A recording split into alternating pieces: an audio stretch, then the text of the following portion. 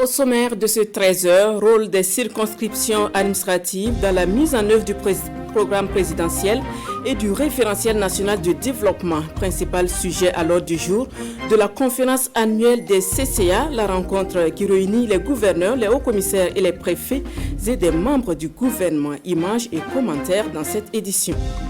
A-t-on tiré les leçons des inondations du 1er septembre 2009? Des habitants sont toujours installés dans les bas-fonds à Dapréa et c'est la crainte à chaque fois que le ciel s'assombrit. Alors, pourquoi habitent-ils toujours dans ces zones à risque? Leur réponse dans cette édition. En Afghanistan et en page internationale, les femmes réclament d'être représentées dans le futur gouvernement des talibans. Elles réclament le droit de travailler et d'occuper des postes de responsabilité. Elles étaient une cinquantaine à manifester à Héra pour faire entendre leur voix. Voilà pour les titres. Madame, Monsieur, bonjour et merci de votre fidélité. Elle a pour but d'optimiser la collaboration entre le gouvernement et les chefs de circonscription administrative. La conférence annuelle des CCA s'est ouverte ce matin à Ouagadougou sous le thème « Mise en œuvre du programme présidentiel et du référentiel national de développement ». Rôle du CCA. Les CCA que sont les gouverneurs de région, les hauts commissaires et les préfets. Compte rendu de la conférence avec Souleymane Sanou et Caroline Ouari. L'heure de la grand-messe a bien sonné. Exit donc les incertitudes sur la tenue effective de la rencontre du fait de la survenue du Covid-19, cause ayant fait zapper la conférence en 2020. Gouverneurs des régions, hauts commissaires des provinces, préfets des départements sont au rendez-vous. Face au ministre de tutelle, les sujets sont de l'ordre du développement, de la contribution des dépositaires de l'autorité étatique, de la sécurité. Notre conférence se tient dans un contexte national fortement agité. Outre la question sécuritaire préoccupante et son corollaire, les nombreuses personnes déplacées internes, et la poursuite de la lutte contre le Covid-19, des manifestations criardes de l'incivisme se font encore jour. Toutes ces situations éprouvent au plus haut point les chefs de circonscription administrative, souvent en première ligne de leur gestion. Sur la question sécuritaire, en ce qui nous concerne, elle a mis en exergue la faiblesse du maillage administratif et sécuritaire qui complique les opérations sur le terrain, y compris la gestion humanitaire. Pour ce faire, des mesures sont prises et envisagées. Le redécoupage du territoire sur le plan administratif, la redéfinition de la nature de la mission du chef de circonscription administrative. Non seulement le maillage est insuffisant, mais en plus certaines de nos structures ont été désertées en raison de l'insécurité générée par les attaques terroristes. C'est dire que le défi pour nous est double. Nous devons reprendre nos positions, toutes nos positions, en créant bien sûr les conditions propices, mais aussi nous devons renforcer le tissu administratif par un meilleur découpage qui rapproche davantage l'administration des populations à la base. D'où l'intérêt de ces chantiers multiples sur lesquels travaille le gouvernement, avec l'appui de ses partenaires, pour le redéploiement des administrations et des populations dans des localités en difficulté. Des communications sur le thème de la conférence pour le renforcement des capacités des CCA et échanges avec le gouvernement sont au programme de la journée. Il s'agira de faire le point sur les préoccupations des chefs de circonscription administrative afin de renforcer leurs capacités d'action. Les militants et sympathisants du Parti socialiste sont en congrès extraordinaire depuis ce matin à Ouagadougou.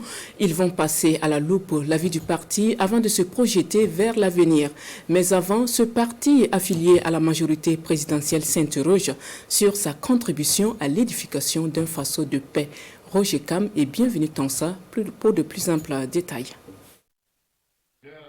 Porté sur les fonds baptismaux en septembre 2017, le Parti socialiste du Burkina tient ici son tout premier congrès extraordinaire.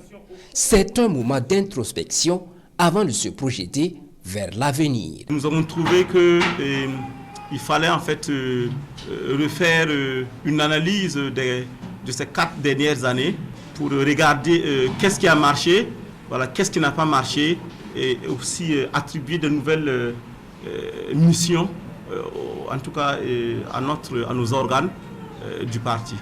Pour les responsables de ce parti, la situation nationale, marquée notamment par l'insécurité, impose de nouvelles orientations.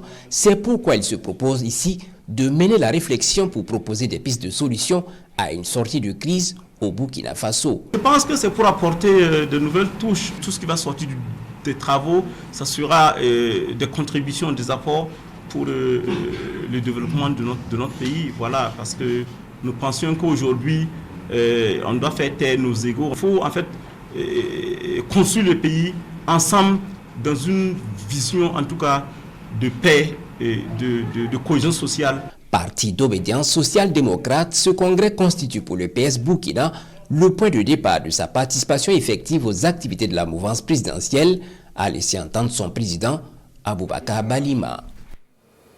Faisons à présent un tour aux champs. Problème d'accès aux intrants et aux équipements agricoles. Les producteurs de la région du centre se plaignent face au ministre de l'Agriculture, des aménagements hydro-agricoles et de la mécanisation. Salifou Ouedraogo a pris le pouls de la campagne dans quelques champs de Komsilga, de Komki Ipala et de Tangendasouri. Il dit pourtant être satisfait de l'évolution de la campagne. Rasmani Zondi et Mouni Soubega. À Talfmenga, dans la commune de Komsilga, le ministre de l'Agriculture, des Aménagements hydro-agricoles et la mécanisation visite l'exploitation agricole de Bourema Tapsoba. Pour cette campagne agricole, ce producteur a emblavé 10 hectares de nibé, 3 hectares de sorgho blanc.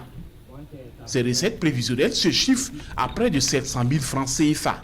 Nous avons besoin d'un tracteur et d'engrais aussi, pour pouvoir faciliter le travail.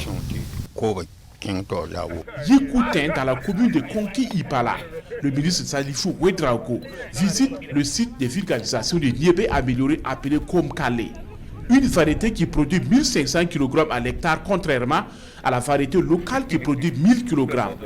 À Konki Ipala, le ministre poursuit sa visite au bas-fond risicole de Yekoutin, un bas-fond exploité par le groupement Sourinoma. Ici, ce sont 38 hectares qui sont enveloppés par 253 personnes. Environ 17 millions de francs CFA sur le bénéfice net que le groupement attend pour cette campagne agricole. Notre bas-fond là, c'est le premier bas-fond à Tintilou ici. Nous, on est en train de commencer. Bon, c'est un peu, parce que monsieur le ministre qui est venu, bon, je vous félicite beaucoup. Comme nous, le prophète, monsieur le ministre qui sont venus, je vous demandais s'il peut aider nous de formation. Après avoir rappelé le bien fondé de l'initiative présidentielle, produire 1 million de tonnes de riz paddy par an, le ministre de l'Agriculture les a encouragés à persévérer dans la production de cette céréale. À Konki Peul, c'est l'exploitation de Boubacar Bouri qui a retenu l'attention du ministre de l'Agriculture. Il exploite 2,5 hectares de maïs. Et pour cette campagne agricole, ces recettes prévisionnelles se chiffrent à environ 1 million de francs CFA. Je m'attends en tout cas à pas moins de 6 tonnes. Cette année, j'ai un peu augmenté la superficie.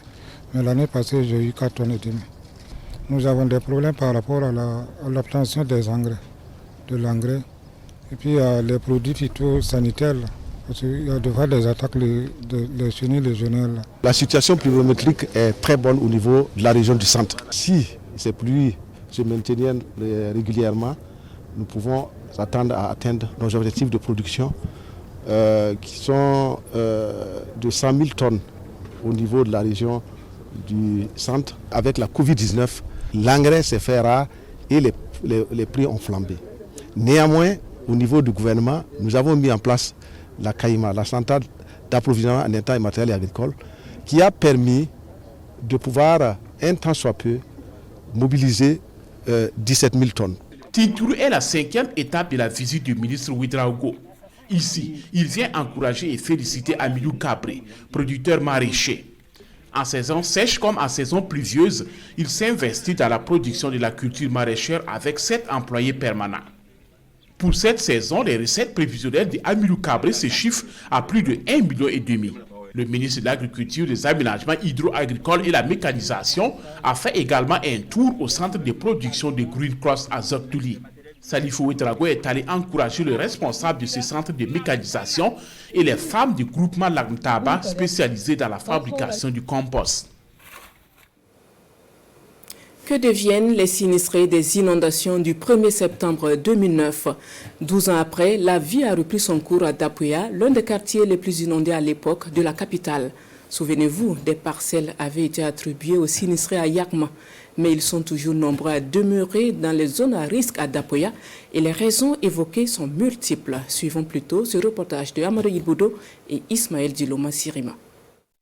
À 100 mètres de la digue du barrage de Tanguin, ces concessions sont permanemment dans le risque d'être inondées à chaque fois qu'il pleut. Madame Kaboré habite l'une d'elles. Tout au long de l'hivernage, elle est inquiète. Parce que quand il a plu, l'eau n'est pas rentrée. Mais dans ma maison, tout était plein. Ça vient par terre, ça sort. Tu ne peux même pas marcher, tu ne sais pas où l'eau. Moi, j'ai dit aux enfants, j'ai dit, mais l'eau est dans la maison, mais on ne sait pas où l'eau est rentrée. Je vais là-bas, je vois que ça c'est souffle. Je dis, mais ma voisine m'a appelé. Elle a dit, mais chez toi là c'est comment? J'ai dit, mais chez toi c'est comment? Que cette fois-ci là c'est sous la terre, ma maison est pleine. J'ai dit, chez moi aussi c'est plein. Yacouba Sana vit aussi cette situation à chaque saison des pluies. Avec sa femme et ses 4 enfants, il loue cette maison située à un jet de pierre de la digue du barrage. Malgré les risques d'être sinistré, il reste attaché à cette maison pour des raisons financières. Quand les gens mais là, faut moyen on encore on y aller. Alors ton be ko ton yo de 10 000 entre le coucher.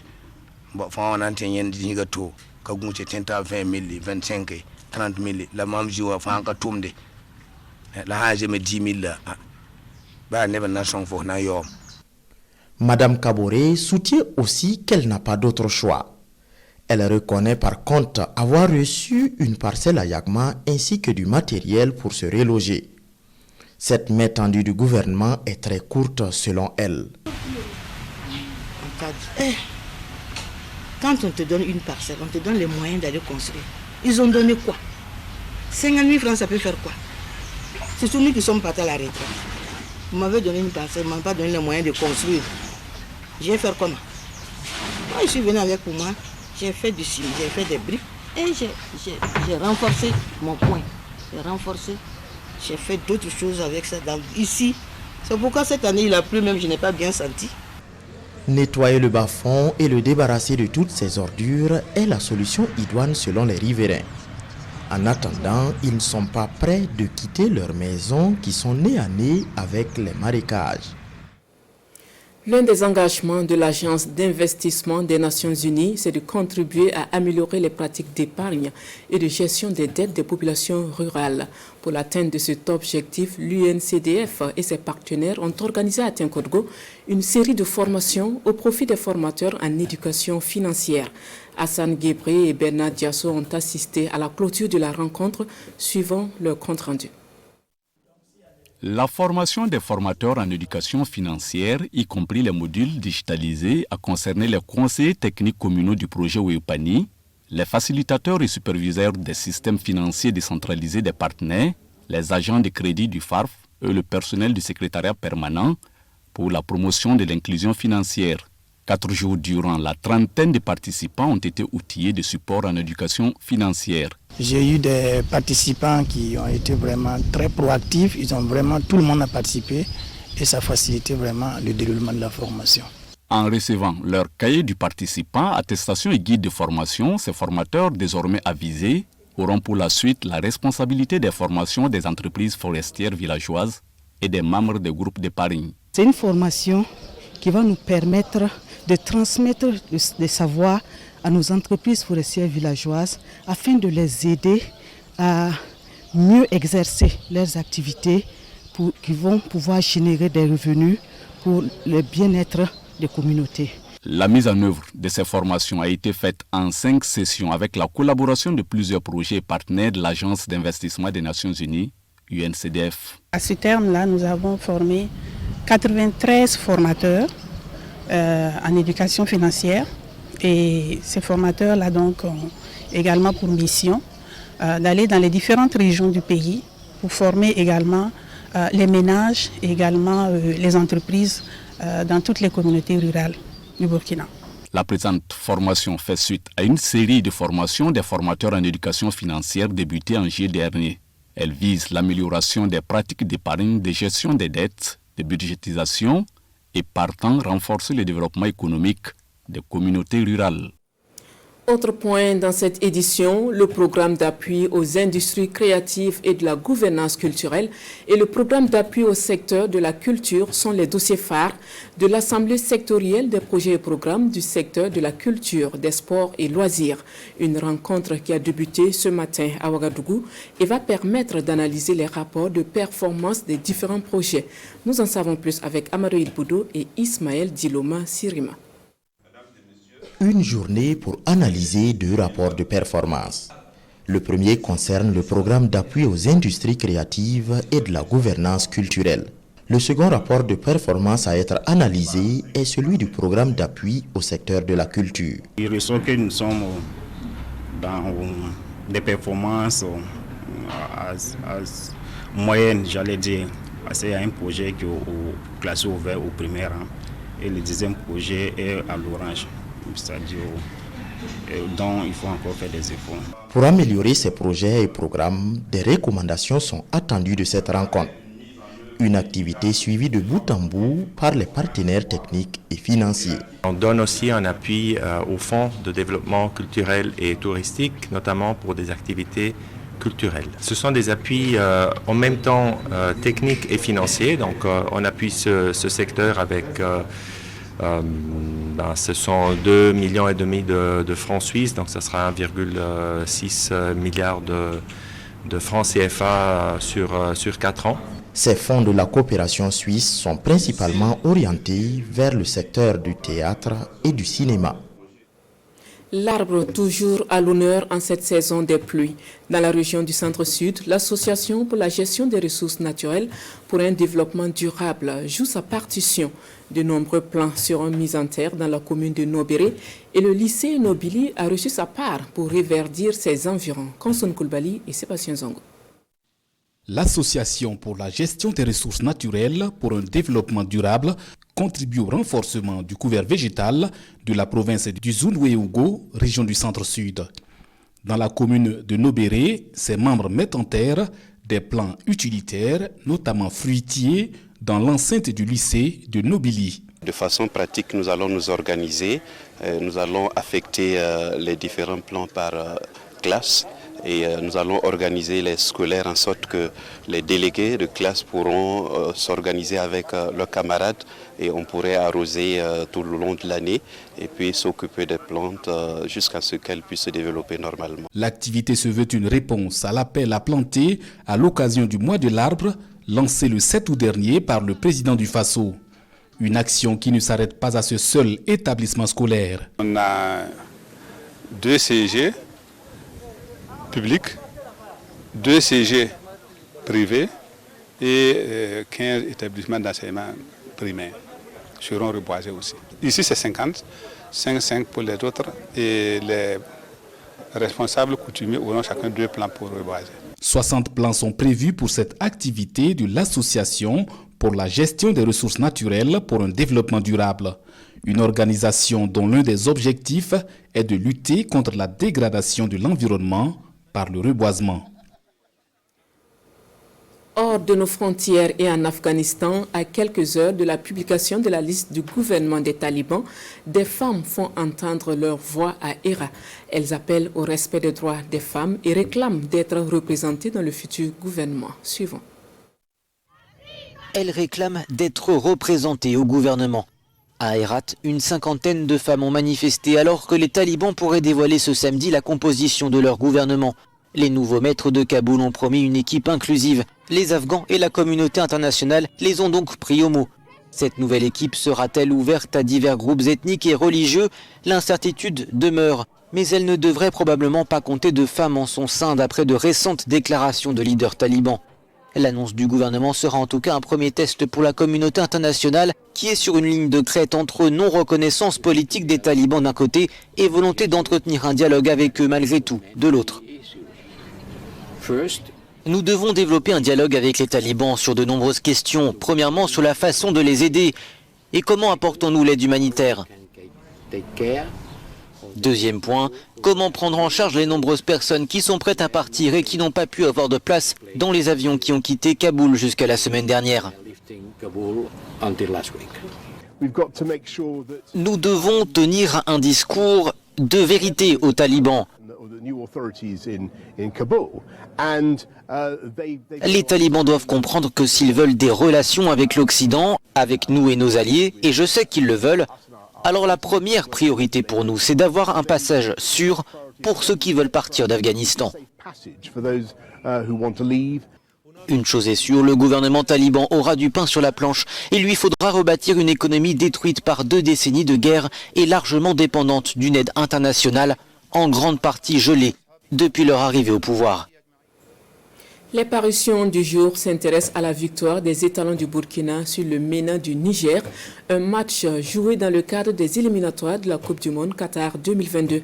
La sortie médiatique du personnel du lycée Philippe Zenda Kaboré et la mort d'orpailleurs clandestins à la mine d'or de Bissa Gold sont également évoquées dans les quotidiens. La revue de presse avec Ahadi Sandamba. Mort de 6 orpailleurs, la mine Bissa Gold saccagée, affiche le journal Le Quotidien. Dans ses colonnes, le journal rapporte que le drame a fait 6 morts et 5 blessés dans le périmètre de Bissa Gold. Mais comment le drame est-il arrivé, s'interroge mon confrère qui mentionne qu'il y a équivoque dans les réponses. D'une part, les orpailleurs sont morts par manque d'air à cause de la profondeur des trous selon un communiqué de la police. Et d'autre part, les victimes sont décédées par asphyxie provoquée, version d'un témoin des faits qui a préféré rester dans l'anonymat, relate le journal. Selon ce témoin, les agents de police auraient fait usage de gaz lacrymogène largué dans les trous à plusieurs reprises. C'est en manifestant leur mécontentement de la situation que les populations ont pris d'assaut le site de la mine Bissa Gold en incendiant 8 véhicules. Et à propos, l'observateur Palga rapporte qu'au moins 4 personnes ont été arrêtées.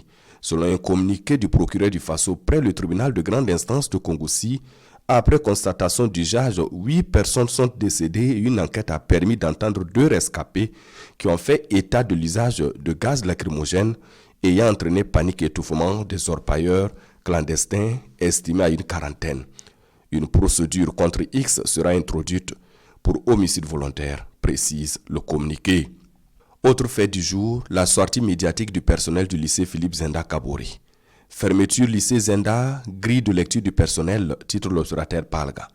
Face à la presse, les conférenciers demandent au ministre de l'Éducation de reconsidérer sa décision. Pour eux, les 3 arguments avancés par le ministre Ouaro pour justifier la fermeture du plus grand lycée du pays ne tiennent pas. Ils ont donc contre-attaqué l'argumentaire, point par point. En sport, c'est la victoire des étalons du Burkina sur le MENA du Niger qui intéresse les journaux. Éliminatoire Coupe du Monde Qatar 2022, Niger 0, Burkina 2, logique respectée, s'exclame aujourd'hui au Faso. Sur cette prestation, le Burkina ne pouvait pas rêver meilleur. Pour le journal, le premier obstacle a été franchi avec des joueurs locaux, et ce, grâce au coaching gagnant de Kamo Malo. Avec cette victoire d'entrée, on peut dire que les étalons se sont dégourdis les jambes de la bonne manière qu'ils soient. Reste maintenant une paire de manches, le match contre l'Algérie le mardi prochain, conclut le journal. Ainsi se referme cette édition. Merci à vous qui l'avez suivi. 14h pour la version de l'information en langue nationale. Bon après-midi à tous.